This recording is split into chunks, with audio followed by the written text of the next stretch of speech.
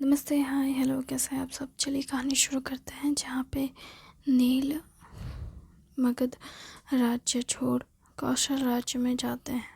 नदी पार कर जब वो कौशल राज्य की भूमि में पैर रखते हैं, तब उस भूमि और वहाँ के लोगों का हाल देख उनकी आंखों में जैसे अश्रु की धारा बहने लगती है। वो देख हैरान होते हैं कि जो लोग हमारे राज्य में आए थे वो दिखने में कितने अच्छे सही लग रहे थे, लेकिन असलियत में जो प्रजा है वो तो कितने बेबस, लाचार, भूखे से बेहाल। ऐसा लग रहा है जैसे कि यहाँ तो खाने को खाना ही नहीं है और पीने को पानी नहीं। पानी तो फिर भी नदी किनारे से मिल जाए, खाना खाना यहाँ पे क्यों नहीं है। फिर वो एक राज्य के पास एक आदमी नदी किनारे बैठ जाते हैं। ये सोच देख एक आदमी कहता है, तुम लगता है यहाँ के नहीं हो। फिर वो कहते हैं, हाँ मैं यहाँ का नहीं हूँ, मैं मगध से आया हूँ। किसी के घर आए हो? कोई रिश्तेदार है यहाँ? हाँ, कह सकते हैं। ओह, वैसे किसके घर आए हो? मुझे नहीं पता उसका घर कहाँ है। मैं तो बस यहाँ मतलब आ गया, पर यहाँ का तो हाल बहुत ही बुरा है। हाँ, यहाँ बहुत ज़्यादा कर देना पड़ता है। सारे अनाज राज भंडार में जाते हैं, प्रजा के लिए कुछ बचता ही नहीं है। ऐसा क्यों? ऐसा क्यों पता नहीं। राजा कहते हैं कि हम ज़्यादा खाकर क्या करेंगे, हमारे बच्चों की देख रेख तो सब महल में ही होती है, तो क्या आपको देख रेख की ज़रूरत नहीं है? जब हमारे बच्चे अच्छे खाना, अच्छा आहार उन्हें मिल रहा है तो फिर हम उसी में खुश हो जाते हैं। क्योंकि राजा हम बूढ़ों को छोड़ महल में जितने बच्चे हैं उन सबको महल में रखते हैं, उन्हें शिक्षा देते हैं, सैनिक बनाते हैं लड़कों को, और लड़की हुई तो लड़कियों को दासी बनाया जाता है। वहाँ महल में उन्हें अच्छे से रहने को मिलता है, पेट भर खाना मिलता है। उनकी अपनी कोई जीवन नहीं होती है। जीवन जैसा कुछ है नहीं। अगर जीवन है भी तो उस जीवन पे अधिकार भी तो राजा का ही है। यहाँ पे सब कुछ राजा का अधिकार है। ऐसा क्यों? हमारे राज्य में तो ऐसा कुछ नहीं है। अगर कोई अपनी इच्छा से राजा की सेवा करना चाहता है तो वो उनकी मर्ज़ी है, और अगर नहीं करना चाहता है तो ना करे। राजा इसके लिए किसी को परेशान नहीं करते और ना ही उनसे कहते हैं कि आपको करना ही होगा, आपके पूर्वजों ने किया है तो आपको करना है। ऐसा कुछ नहीं कहा हमारे राजा ने। आपके राजा ऐसे कैसे कर सकते हैं? हमारे राज्य में तो ऐसा ही है। हमारे लिए राजा का आदेश ही सब कुछ है। राजा अगर चाहते हैं कि हमारे बच्चे उनके पास रहें, पेट भर उन्हें खाना मिले, उन्हें अच्छी कपड़े मिले, उन्हें हर वो सुविधाएं मिले जो हमें नहीं मिली, तो हम क्या कर सकते हैं? क्या ये पीढ़ी दर पीढ़ी चलता आया है? नहीं, इससे पहले जो राजा थे उन्होंने ऐसा कभी नहीं किया हमारे साथ। उनके समय में तो हमें बहुत अच्छे जीवन मिले, हमने बहुत सुख शांति के साथ अपना जीवन जिया है। पर जो नए राजा बने हैं उनका कहना तो हमें मानना पड़ेगा, क्योंकि उनके दादा परदादा, उनके पिता ने मुझसे कहा था। मैं उनके दादा के समय में उनकी सेवा में था। जब मैं उनके सेवा में था तो उन्होंने मुझसे कहा था कि मेरा पोता थोड़ा ज़िद्दी है, लेकिन वो बहुत अच्छा राजा बनेगा, तुम्हारे बच्चों की देखरेख बहुत अच्छे से करेगा, इसलिए तुम अपने बारे में सोच लो, क्योंकि तुम्हारे बच्चों की देखरेख तो वही करेगा। ये सुन मैं काफ़ी खुश था। अच्छा होता कि मैं उनके पिता दादा की बात मान लेता और अपने लिए कुछ पैसे रख लेता। अगर पैसे रखे होते तो आज हमारा जीवन अच्छे से गुजर रहा होता। हम राजमहल से अनाज खरीद लेते और हमें पेट भर खाना मिलता। लेकिन उगाते तो आप ही है ना। उगाते हैं तो क्या हुआ, सैनिक आते हैं और सब लेकर चले जाते हैं। अगर हम कुछ रख भी लें तो भी सैनिक को पता चल ही जाता है, क्योंकि वो सैनिक तो हमारे बच्चे ही हैं। और हमारे बच्चों को राजा ने यही सिखाया है कि अगर तुम अपने घर से अनाज नहीं लाओगे तो तुम्हें खाना नहीं मिलेगा, क्योंकि तुम्हारा ही अनाज तो तुम्हें खिलाया जा रहा है। अब इसी वजह से बच्चे हमसे छीन कर ले जाते हैं। हम क्या कर सकते हैं। हम अपने बच्चों को कुछ नहीं कहते, हम क्या कहें। हमारे ही बच्चे अब हमारे नहीं रहे, क्या करें। कैसी किस्मत है हमारी। अगर पैसे होते तो अच्छा होता।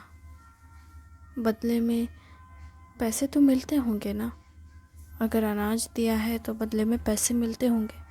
हाँ मिलते हैं, लेकिन जितना पैसा मिलता है उन पैसों से, उन मुद्राओं से सिर्फ एक ही चीज़ की जा सकती है, वो है अनाज उगाना।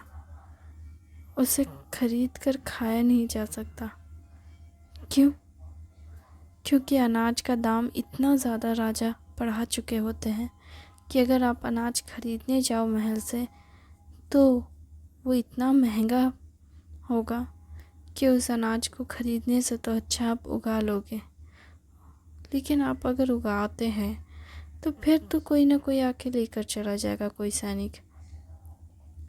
तो फिर क्या खाएंगे आप। हम सिर्फ उगाते हैं। वो चावल ले जा सकते हैं, सब्जियां ले जा सकते हैं, दाल ले जा सकते हैं, पर वो कुछ चीज़ें हैं ऐसी जो वो नहीं ले जाते हैं, क्योंकि उन्हें वो खाने में नहीं पता कि कैसे लगते हैं। वो जो चीज़ें जानते हैं वो चीज़ें ले जाते हैं। जो चीज़ें राजमहल में इस्तेमाल ही नहीं होती है वो नहीं ले जाते हैं, और हम उन चीज़ों को उगाते हैं और उन चीज़ों से अपना पेट भरते हैं। जैसे कि मिट्टी के अंदर एक पेड़ उगता है, उस पेड़ की छाल को हम लोग खा लेते हैं। हम उन पत्तों को खाते हैं जो उस पेड़ के ऊपर होते हैं। आप इस तरह से कैसे जी सकते हैं। आप जड़ें और तने खाकर, पत्ते खाकर कैसे जीवन जिएंगे। आपको भी पौष्टिक आहार की ज़रूरत है। आप ऐसे कैसे जी सकते हैं। आप हमारे राज्य चले, हमारे राज्य में जाकर आप अच्छे जीवन जी पाएंगे। बेटा, अगर हम अपने राज्य छोड़, अपनी जन्मभूमि, अपनी जननी को छोड़ कहीं और चले गए तो ये हमारी माँ का अपमान नहीं होगा। ये हमारी माँ है, हमारी जननी है। अगर हम इनके पास रहें तो हमें कम से कम एक वक्त का तो खाना मिलेगा।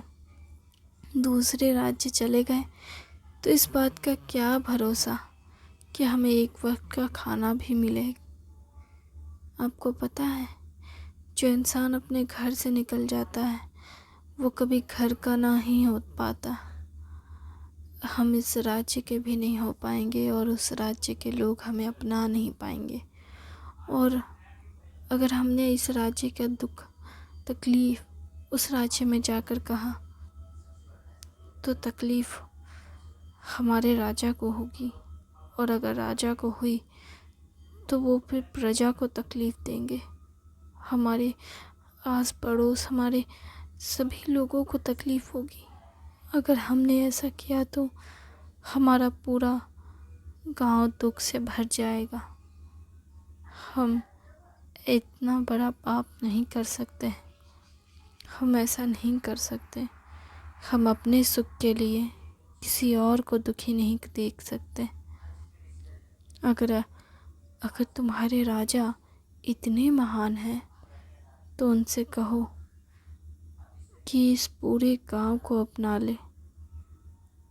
लेकिन फिर सोचते हैं अगर तुम्हारे राजा इतने महान हैं और पूरे गांव को अगर अपना लिया तो इस पूरे राज्य का क्या होगा, बाकी उन सब का क्या होगा।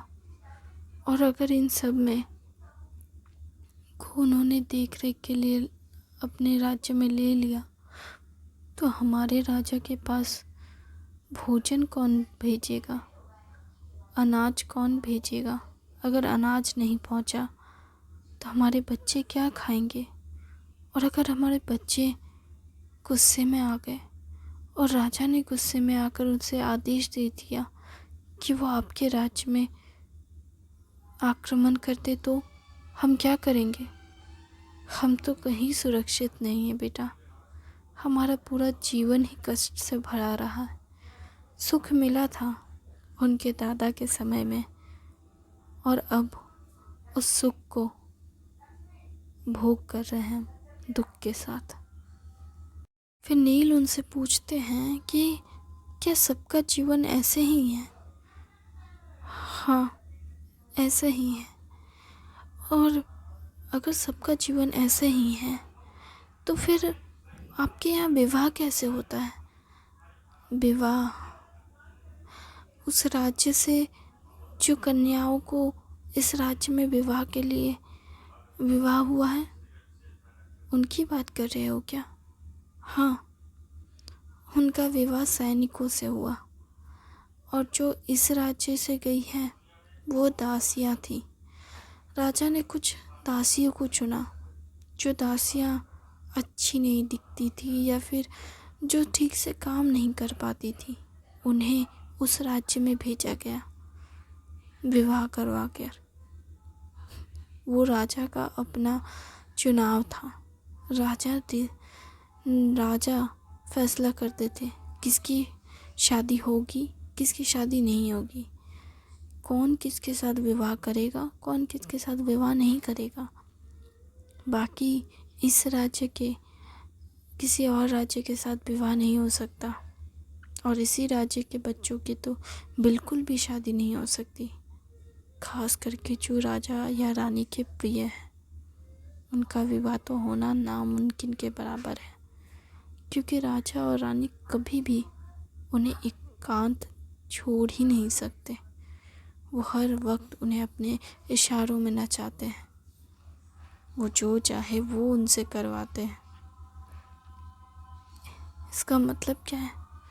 मतलब ये कि वो जो चाहे उनके साथ कर सकते हैं। उन्हें मार सकते हैं, उन्हें के साथ कुछ भी कर सकते हैं।